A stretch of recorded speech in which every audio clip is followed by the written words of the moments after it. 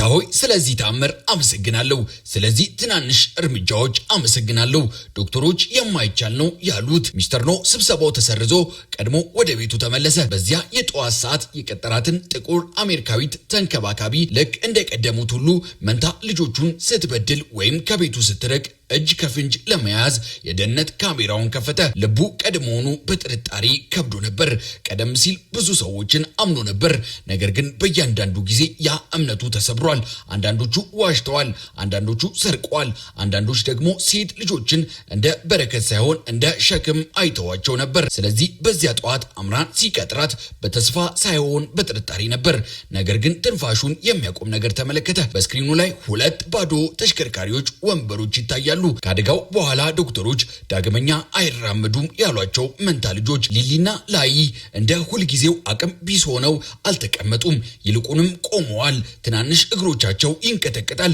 ፊታቸውም በጥርጣሬ ተወጥሯል ግን ቆመዋል እያመነቱ በቀስታና በጥንቃቄ ወደ ተንከባካቢዋ እየተራመዱ ነበር አምራ ጥቂት እርምጃዎችን ረቅ ብላ ተንበርክካለች ለልጆቹን እንደምትጠራ ሁሉ እጆቿን በሰፊ ዘርግታለች ልጆቹ በሚያደርጉት ለእያንዳንዱ ትንሽ እርምጃ እግዚአብሔርን በሹክሹክታ እያመሰገነች እንባ በጉንጮቿ ላይ ይፈሳል ካሜራው እየተቀረጸ መሆኑን እንኳን አታውቅም ከፊቷ እየሆነ ባለው ተአምር ላይ ሙሉ በሙሉ ተጠምዳለች ጎበዞች መላእክቶች አንድ ተጨማሪ እርምጃ ትችላላችሁ ትላለች በለሰለሰ ድምጽ እያበረታታች የሚስተር ኖ እጆች መንቀጥቀጥ ጀመሩ ዶክተሮች የማይቻል ነው ብለውት ነበር ለሕክምናና ለባለሙያዎች በሚሊዮን የሚቆጠር ገንዘብ አውጥቷል ግን ምንም አልተሳካም ነበር ልጆቹ ዳግመኛ ላይራመዱ እንደሚችሉ በቀስታ አምኖ ተቀብሎ ነበር አሁን ግን በአንድ ተራ ከሰዓት በኋላ ብዙም ባልተማመነባት ሴት አማካኝነት የማይቻል ነገር እየሆነ ነው ከካሜራው ክፍል ወጥቶ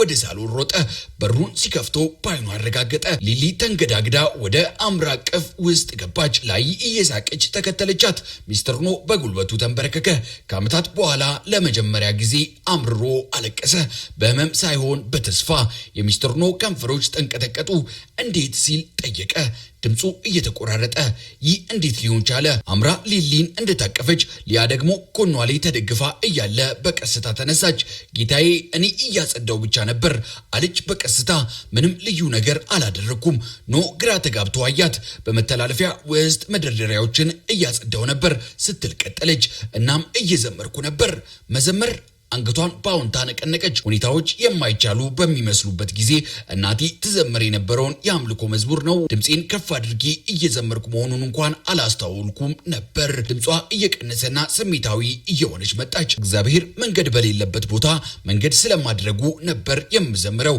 የኖ ጀርባ ላይ ቅዝቃዜ ተሰማው አምራ በሹክሹክታ ቀጠለች ከዚያም ትንሽ ድምጽ ሰማው ወደ መንቶቹ ተመለከተች ማማ እናቴ አሉኝ ክፍሉ ጨጭ አለ የኖ ልብ ቆመ ጌታዬ ማማ ብሎ ጠሩኝ አለች አምራ በቀስታ ዞር ስል ቆሞ ነበር ያንን ቅስበት እንደገና ስታስታውስ እንባ አይኖቿ ሞሉ ደነገጥኩኝ የቃዣው መስሎኝ ነበር ግን ግድግዳውን ይዘው ነበር እየተንቀጠቀጡ ሚዛናቸውን ለመጠበቅ እየሞከሩ ጉሮሯን አጽድታ ቀጠለች ወደ እኔ መራመድ ጀመሩ ኖ በአድናቆት ተሞልቶ አፉን ያዘ እኔን አልነበረም የሚያዩት አለች በቀስታ ከኔ ባሻገር ሌላ ሰው እንደሚያይ ሁሉ ይመለከቱ ነበር ኖ ትንፋሹ ተቋረጠ እየተራመዱ ማማ ይሉ ነበር ክፍሉ በቅድስና ዝምታ ተዋጠ ሁሉንም ነገሬን ጥዬ ተንበረከኩ አለች አምራ ዝም ብዬ ማልቀስ ጀመርኩ ያቀድኩት አልነበረም ዝም ብዬ ጌታ ሆይ አመሰግናለሁ አምልኮዬን እየተጠቀምክበት ከሆነ ፍቃድ ይሁን አልኩኝ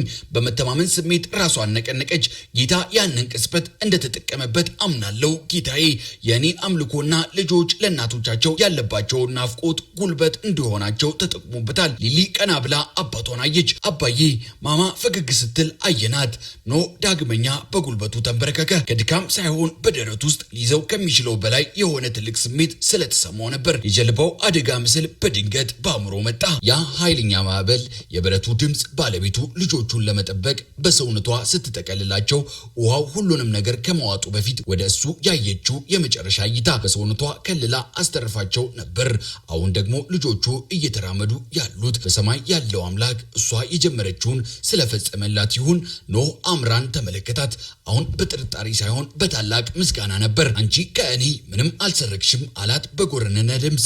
አምራ በፍጥነት ራሷን ነቀነቀች። አልሰረኩም ጌታዬ። ኖህ ግን ቀጠለ። አንቺ ሴት ልጆችን መልሰሽ ሰጠሽኝ። መንቶቹን ወደ እቅፉ አስጠጋቸው። እንባው ያለ ከልካይ ይፈስ ነበር። ለዓመታት በዶክተሮች በማሽኖችና በገንዘብ ተማምኖ ነበር። ዛሬ ግን የአምልኮ መዝሙር መድኃኒቱ ሊደርስበት የማይችለውን ቦታ ደረሰ። በዚያ ቅጽበት የሆነ ነገር ተሰማው። ባለቤቱ አሁንም እየተመለከተቻቸው፣ አሁንም እየጠበቀቻቸው፣ አሁንም በልጆቹ ትናንሽ እግሮች ውስጥ ብርታትን በሹክሹክታ እያኖረች እንደሆነ ተረዳ። ወራት አለፉ። ቤቱ ዳግመኛ በህመም የሚጠበቅ ቦታ መሆኑ ቀረ። ይልቁንም ሕያው ሆነ። ተሽከርካሪ ወንበሮች በጥንቃቄ ታጥፈው ተቀመጡ። የተደበቁት በውርደት ሳይሆን ፍቅር ምን ያህል ርቀት እንደወሰደባቸው ለማስታወሻነት ሊሊና ላያ በየቀኑ እየጠነከሩ መጡ። አንዳንድ ቀናት ከባድ ነበሩ፣ አንዳንድ ቀናት ደግሞ ቀርፋፋ። ነገር ግን ፍርሃትም ሆነ ጥርጣሬ ዳግመኛ በቤታቸው ውስጥ ቦታ አልነበራቸውም። ሚስተር ኖህ ባልጠበቀው መንገድ ተለወጠ። በየሰዓቱ የደህንነት ካሜራዎችን መመልከት አቆመ። ክህደቱን መጠበቁን ተወ። ልቡንም ለተስፋ መቁረጥ ማዘጋጀቱንም አበቃ። ምክንያቱም በጥንቃቄና በጥርጣሬ ቀጥሯት የነበረችው ያቺ ሴት ከመራመድ የበለጠ በጣም አስፈላጊ የሆነ ነገር መለሰችለትና እምነትን። አምራ አሁን ተራ ሰራተኛ አይደለችም። አክስት አምራ ሆነች። መንቶቹ እሷን ሳያቅፉና ደህና እደሪ ሳይሏት ለመተኛት ፍቃደኛ አልነበሩም። ጸጉሯን ይጎነጉናሉ። ኩሽና ውስጥ አብሯት ይስቃሉ። በዚያ ቀትር ላይ ሁሉንም ነገር የቀየረውን ያንድን መዝሙር ስትዘምር አጠገቧ ተቀምጠው ያዳምጣሉ። የሚስተር ኖም አስተዋዋቂነት ተቀየረ። ዳግመኛ እንደ ሰራተኛ ሳይሆን እንደ ቤተሰብ ያስተዋውቃት ጀመር። የጀልባው አደጋ በደረሰበት ዓመታዊ መታሰቢያ ቀን በጨለማ ውስጥ አልተቀመጡም። ይልቁንም ሳሎን ውስጥ ተሰብስበው እጅ ለእጅ ተያይዘው አብረው ጸለዩ። ኖህ አጠገቡ ቆመው ፈገግ የሚሉትን ልጆች ተመለከተ። ለምን እንዲሆነ ብሎ ዳግመኛ አልጠየቀም። ይልቁንም አመሰግናለሁ ብሎ በሹክሹክታ ተናገረ። በመጨረሻ ሟች ባለቤቱ ሁልጊዜም ታምንበት የነበረውን ነገር ተረዳ። ታምራት ሁልጊዜም ጮክ ያሉ አይደሉም። አንዳንድ ጊዜ የሚጀምሩት በቀላል መዝሙር፣ በፍቃደኛ ልብና አሁንም በሚያምኑ ሕፃናት ነው። በዚያ ምሽት ሳቁ ቤቱን ሲሞላው ኖህ ከታምሩ በላቀ ሁኔታ አንድ ጥልቅ ነገር ተገነዘበ። ትልቁ ፈውስ የተገኘው በልጆቹ እግሮች ላይ ሳይሆን በራሱ ልብ ውስጥ ነበር። የታሪኩ ትምህርት ያለፈ ክህደት የወደፊት በረከቶችን እንዲያግዱ ልብህን አታድርግ። አንዳንድ ጊዜ በጣም የምትጠረጥረው ሰው የጠፋብህን ነገር እንደሚመልስልህ ከሰማይ የተላከ መልአክ ሊሆን ይችላል። እምነት፣ ፍቅርና ደግነት፣ ገንዘብና መድኃኒት ሊደርስበት የማይችሉትን ቦታ ይደርሳሉ። ከሁሉም በላይ ደግሞ ፍቅር ጥብቅ ሲያደርግ ፍጽሞ አይለቅም። እኛ በማናየው መንገድ እንኳን ስራውን ይቀጥላል። ውድ ተመልካቾቼ ለዛሬ የያዝነው ታሪክ ይህንን ይመስል ነበር። ከዚህ ታሪክ ምን ተማሩ? በኮሜንት መስጫው ያስቀምጡልን። በቀጣይ በአዲስ ታሪክ እስክንገናኝ ቸር ቆዩልን።